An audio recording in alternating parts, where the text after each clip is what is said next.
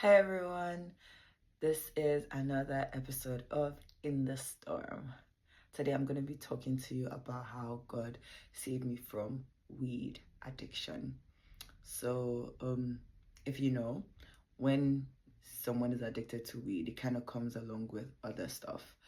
And then you might not even notice it. You might just be like, oh no, it's not the weed, it's the other stuff. No, girl. Oh, no, boy. It's the weed. But yeah, so my story dates back to 2020 proper, but I actually started like dabbling with it a little bit before then. It was actually in uni. We would leave school and go for parties and all of that. And I guess it was just kind of like one of the things that we would do when we would go for parties. It was in my second year. The first time was actually my second year. And I had I left school to meet this friend of mine. Like we're friends from like high school and her friends actually. So before like the getting ready for going for the club, I'm going to the club and all of that, weed came out and they were like, "Would you want to try it?" And I used to have this policy that is like, in life I'm gonna try everything once. That is not a good policy to go by, but I had that policy, and so I was like, yeah, why not? And so they taught me how to do it, and from the get-go, like I knew how to smoke weed. Because you know, some people are like, oh, I tried it, it didn't really get to me. You're not really smoking, right? But that's not an encouragement. That's not an encouragement to smoke, right? Is it? But yeah, um, so I tried it, and then I was high. The vibe was coming, and then we're going to go to the club. So because we were a lot of us, we all couldn't fit into the car, so we had to order an Uber. And I don't know how, but I and one other guy were the two people that were selected to go in the Uber. I was out of my mind, and I didn't know this guy from anywhere, but we were both going to go in the Uber, following the car, going to the club. And then while we were in the Uber, I was high, so I was just laughing, and this guy was touching me. So already it wasn't a great experience, was it? But I don't know why. Anyway, I went with the whole thing, and then we had a good night. Well, anyway, we had a good night. Cause I was gonna say, you know how it is with like vibes when you're buzzed, like it's lit. But I'm not gonna do that. So we had a good night, and that was it. So a couple of times after that, when I would leave school with my friends, it would just become like part of the thing, right? So I guess for me, what actually now just cemented the habit was 2020. And I know I had said like this party was generally weed addiction, but I guess it was more than that. It was drugs in general. It was drugs as a means of escape in general. So 2020, um, my mom died, which is like a part of like a whole thing, right? For me, especially my Christian walk, but my mom died. And it was so difficult to live at that point. It was so difficult to live. And then, like, everybody's coming in and out of the house, people that we haven't seen in years, like saying words. And at that time, it just felt fake because my mom had been sick for a while, yeah. So it was like, where were all these people when she was sick? Why is it now that it's over that everybody's coming and saying all the things that they are saying? But that was really selfish because, to be honest, my mom was a lot of things for a lot of people. So, like, they were allowed to grieve in whatever way felt right to them. But at that time, it was just so suffocating for me. And then I had reached out to one of my friends to tell her about it. And the next thing, she showed up to my house with like two of my other friends from high school. So I asked my dad if it was okay for me to like not be in the house at that time because the house was really stuffy. And my dad was like, yeah, I'm pretty sure he was just trying to give me like anything I needed at that time to just be okay. So he was like, yeah, like go do you, girl. And so I packed my bag and I just ran to my friend's house. And then when we went there, I think we had like I guess I didn't want to be in because I told my dad that we're going to for a comedy concert. There was a comedy concert happening that day. And then all of a sudden my friend's mom wasn't trying to let her leave the house. And I was like, oh no, I'm not trying to be in the house. So if you want me in the house, then I don't have to be here. Right. Eventually she let us go because what could she do?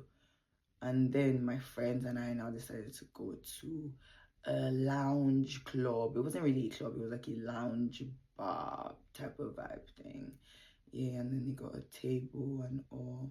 So it was me now and two of my friends because my mom didn't let that other girl leave the house still. So it was just me and the other two of my friends. And then we were chilling, drinking at the table.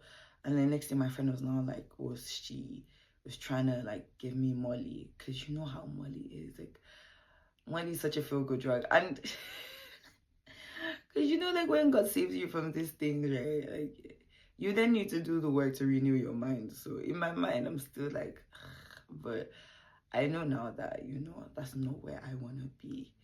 But yeah, she had tried to give us money. Or she had given us money, like she had mixed it up. She was being like a really, really good hostess that day, like trying to be like there for me in every sense of the word. So she had mixed up the money in the drink. She said she was going to give me the chunk at the bottom. Anyway, she said she was going to give me the chunk at the bottom that had like the most bits and all of that. So I had it. And after some time, like I forgot. I literally texted my friend. I was like, I feel like I'm flying. Like, if it was one of the best feelings ever, one of the best feelings ever.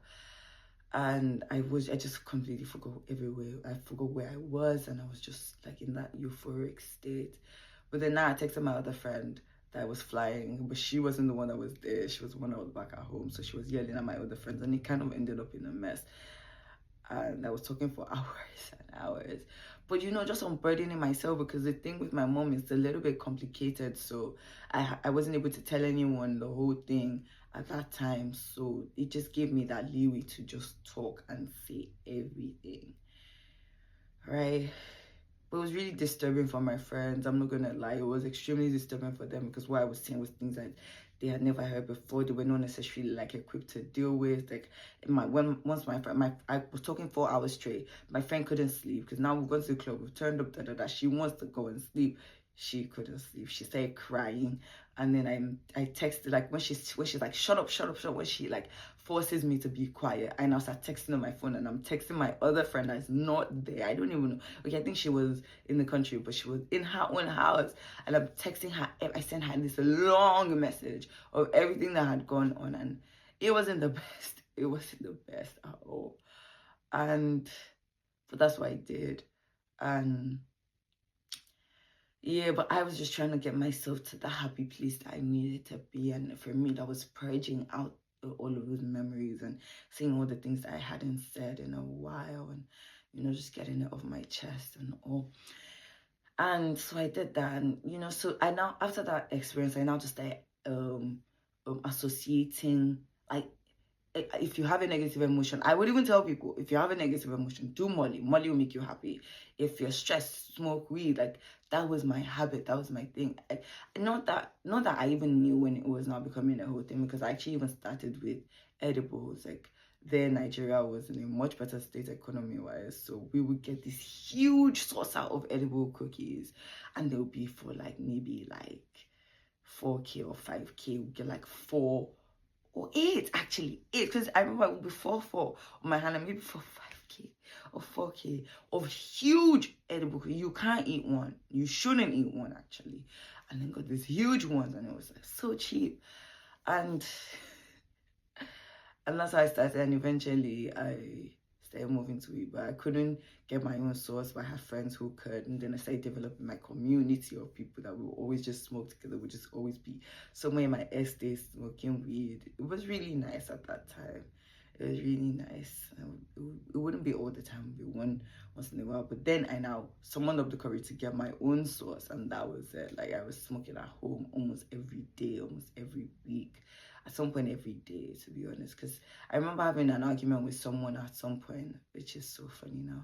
I remember having an argument with someone, and the person was telling me, like, I was like, oh, you can't get addicted to weed. Oh, no, it's not horrible for you, because I had associated it with really therapeutic effects, haven't I? So it can't be bad for you. I was really arguing, and this person, and I'm like, oh, I don't even finish one stick in a go. Like, I'll do half, and then I'll come back. And to be honest, I never actually finished one stick in a go, except if I was being intentional about it. Okay, I've had this type of day, so this is what I'm going to do. But rarely, even when I would say that, well, yeah, I want to finish, but I don't think I ever did. But I'll argue, I'll tell this guy, oh, you can't. And he was like, he understands what I'm saying, because I think he was someone who had like been addicted to it and had to cut it off. And I was like, you understand what I'm saying? That initially that's how it is, but you graduate, you graduate, and then there's something, it becomes a monster that you can't control. And I was just like, this guy doesn't know what he's saying, and I just wrote him off. Funny. If you watch this video, yeah, you were right. But yeah, I, it just graduated from like a once in a while thing to an everyday thing, and then something that it was now like, if you're happy, you smoke. If you want to eat, you smoke. If you want to, I'm just coming back from work, I smoke. If I'm stressed, I smoke. Any slight bit of unhappiness, I smoke. Like, I was always looking for an excuse to smoke. At some point, like, I would literally be like, oh, I'm gonna make this food, I'm gonna smoke, I'm gonna eat it. Like, it became a habit. And then I also remember, I think it was in 2023, I was still arguing oh, you can't get addicted to it. But I remember, even while I was telling her that, I was saying that you can't get addicted to it, but at some point you just start hearing, like, in my mind, weed. When you don't want, you just hear it, weed, like smoke. When I was moving to the UK, one of the questions I asked my friends was, is it easy to get it? Because the initial moving was not easy, because you know how it would be. I guess you can imagine what it would be like migrating to another country by yourself. I wasn't even completely by myself, but nobody was in my city with me. My brother was in the next city, Liverpool. But it was literally like so stressful. And I remember the first time when I found my friend who had like a stash. I would go to his house. His house was an hour away. I would go to his house and go. Like I would. Oh, it was always like a salvation for me, which I guess was the issue. That's where the issue actually like came from. But yeah, so I think with and the funny thing with weed, right, for me was that, so yeah, I'm now trying to work on my relationship with God, because and well, I want to talk about that in another thing, but I'm trying to work on my relationship with God, all of that. Like, there are lots of things that I'm trying to get right this time, right? And so this random day, I think I had even smoked. I was trying to deal with, I don't know, I think I'd even just smoked, but I don't know if I was being intentional about praying or something, or intentional about worship or something. But the thing will be like, at several times, like, God will even still come and meet me when I'm high. Like, I will hear him talk to me. Like, there are things that he will be like, write it down, and I will be like, it will just lead me to prayer. It will just lead me to praise. It will just lead me to like seeking Jesus. At some point, like, when I would smoke, it would just intensify my prayer life. But the thing about it is, would not be like, maybe the follow through would now not be like there, because then it's not like, oh, was it really God? Was it the weed? All of that. So and I thought like it was okay because it would do that. I thought like it was okay because, yeah, like it helps me pray. Like I see Jesus in this thing, right? So like I hear God like when I'm on this thing, so like it should be okay. But the follow through will be like, am I sure? Like, because my mind wasn't necessarily clear, was it? So am I sure that it was actually God talking to me and all of that? So I think for me, where the transformation started was, there was a time last year, 2024, when I was reading the book of Proverbs 31, and at some point, so if any woman knows, but anyone that reads Bible, Proverbs 31 is literally the book that talks about like being a virtuous woman and the type of wife you should be and all of that. But the thing that interested me the most about that chapter was that it was Lemuel's mother. Lemuel was a king was a king at that time.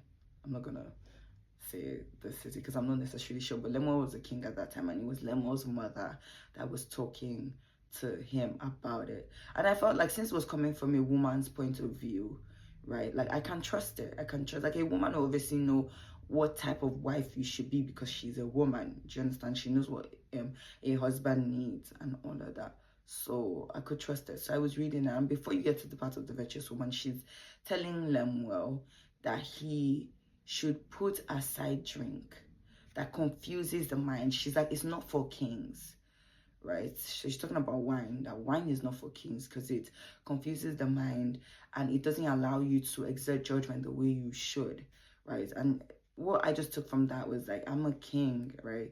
And anything that is distorting my mind, confusing my purpose, not necessarily like giving me clarity in the actions that I need to be about, like I need to put it away. And from there, I started getting like the conviction to just like put it away, to just put it away. I'm guessing like before then I might have been getting like other leadings or like, but maybe I wasn't ever taking it really, really seriously. But at this time, it was just that, okay, it's not for kings. You are a king. Put it away. And so I had said that to myself. And I think I had even gone to church to testify because I think when I decided I was going to put it away, I didn't realize how difficult it is.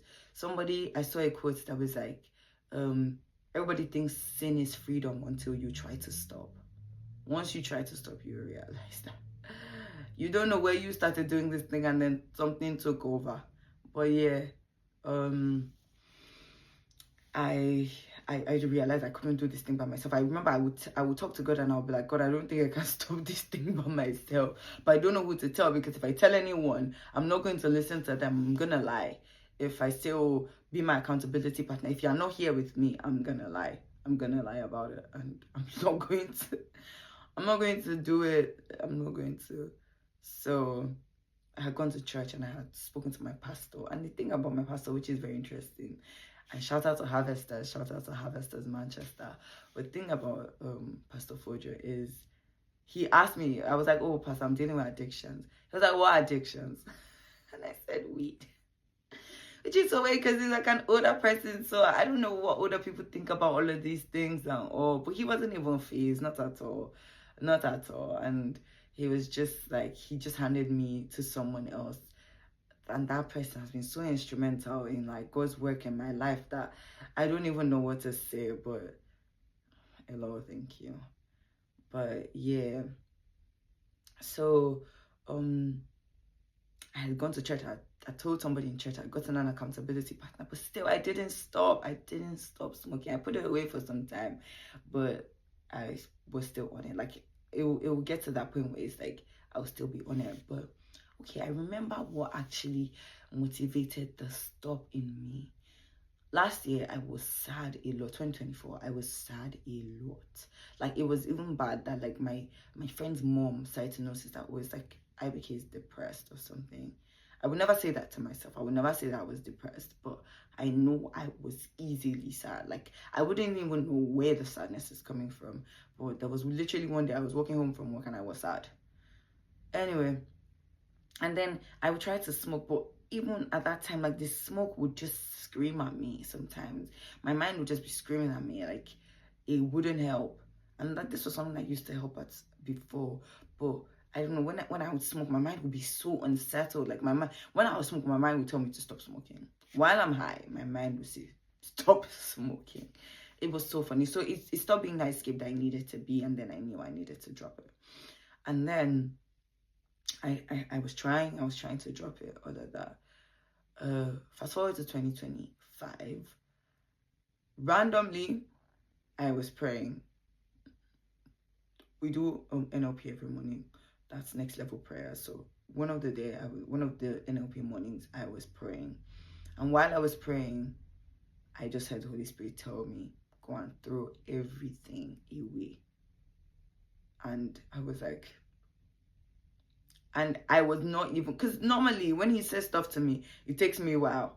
But this one, I just started packing everything. I was taking out the bin daddy. I started packing everything. I just was like packing everything. And I just threw it away. But when I threw it away, I went to my friend's house immediately and I was going to stay there for, I think, a weekend or so. So it was like I had packed everything away. I had closed that door behind me, I thought, and I was just forging ahead. So I was in my friend's house, But I remember when I was in my friend's house, I would be freaking out. Like, I would just have like those momentary, I would just flash back and I would be like, what did you do? But I would just put it aside away from my mind. And then And then when I was actually going home, I was literally on the side of the road waiting for the bus and shaking. Because I'm like, God, I don't know how to do this. Because, you know, it's one thing to be like in, which is the amazing thing I've realized about God. Like in the step of faith that you've taken and you've done that will of his that he has asked you to do, you would now realize that you need his grace to just sustain. You need his grace. Like, I feel like it's one thing that is going to be so common. You need his grace to sustain. So that day I was shaking at the side of the road that like how am I going to live? Like, this is literally, so now this is 2025. I've been on this thing for at least, like, very consistently, at least 5 years, at least.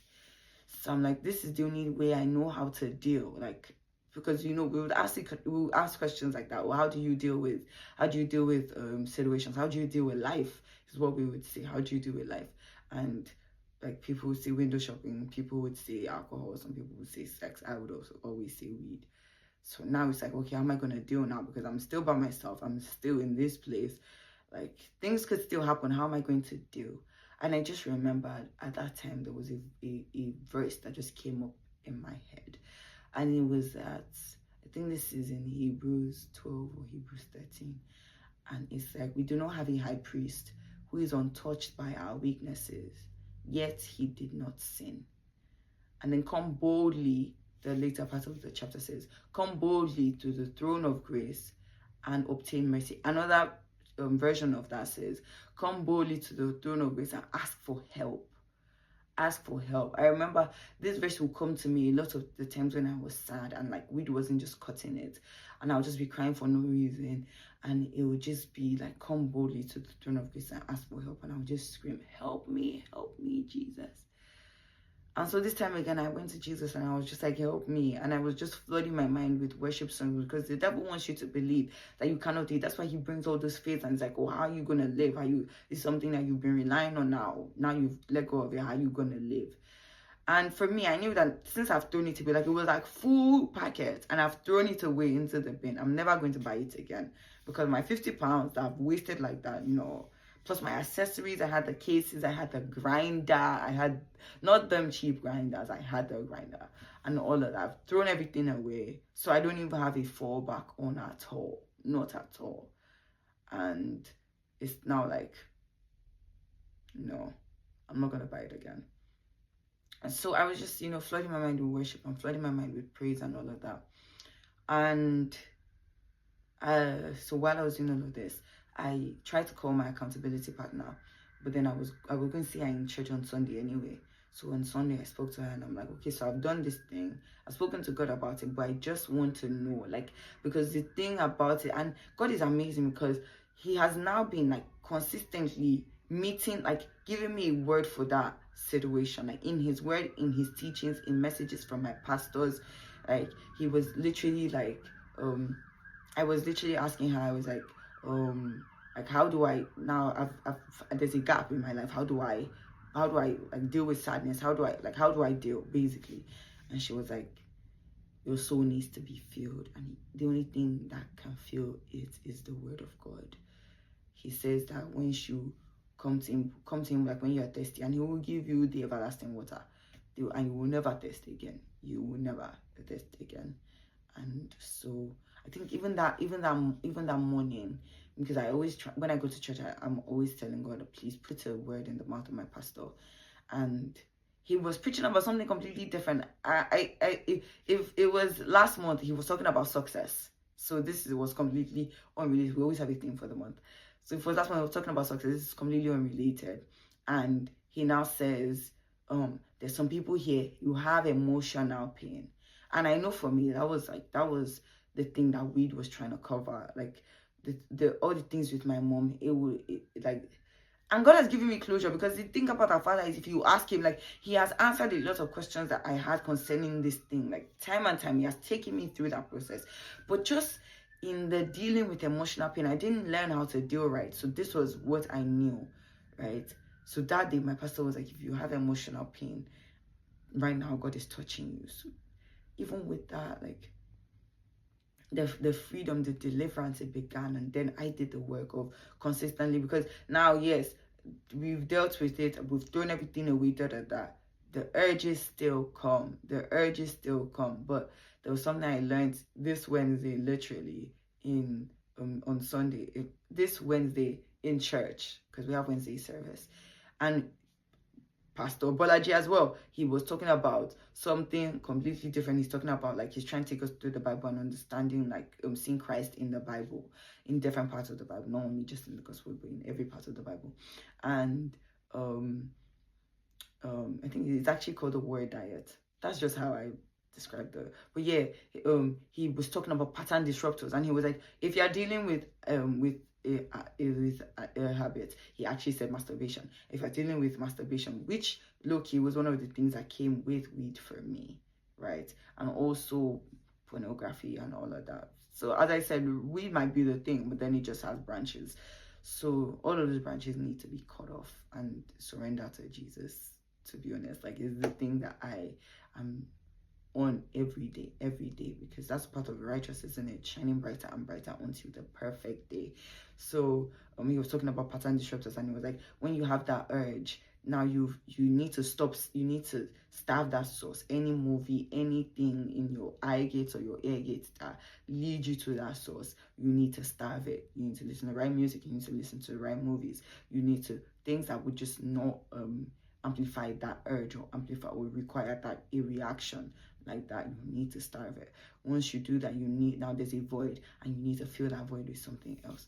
Once so that filling that void with something else, first of all, is the word. You're sowing that word in your heart. My own still is take away my selfish desires and let me find life by walking with you. That again, because I use this one for a lot of the habits that I decided to pick up, all the rubbish habits that I decided to pick up. So this again is from Psalm 119 verse 37. Take away my foolish desires and let me find life by working with you. Another one that I find really, of course, there's if the Son gives you freedom, you are free. That's John 20:36. There's also in John 8:32, you will know the truth and the truth will set you free. And I also refer to John 16:13, that is the spirit of, when the spirit of truth comes, he will guide you into all truth. He will unveil the reality of every truth within you, because there's a truth within you that God sees, and you need to see it as well, so you know that, yeah, you can overcome this, or yeah, you can overcome this, yeah, you are free,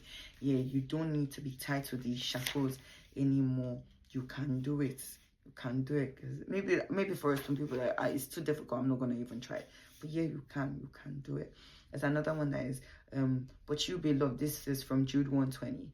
But you beloved, build yourselves up, founded on your most holy faith, that is, make progress, rise like an edifice, higher and higher, praying in the spirit. So I feel like when you are built up on your most holy faith, when you are built, and your faith comes by hearing, and hearing of the word of God. So when you are built on the word of God, you'll be unshakable.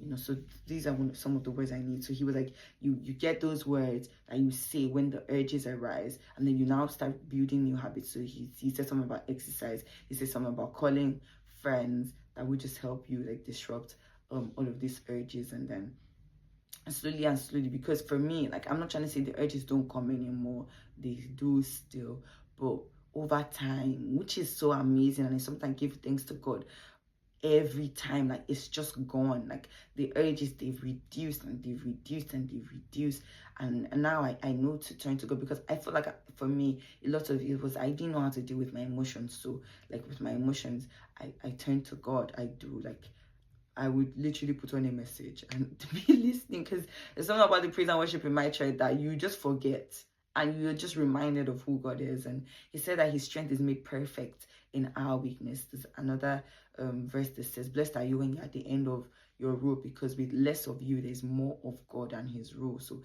like, what you want is for you to decrease. You can't do it by yourself anyway, so you want to decrease and just let him take over. And that is where I will leave you for today.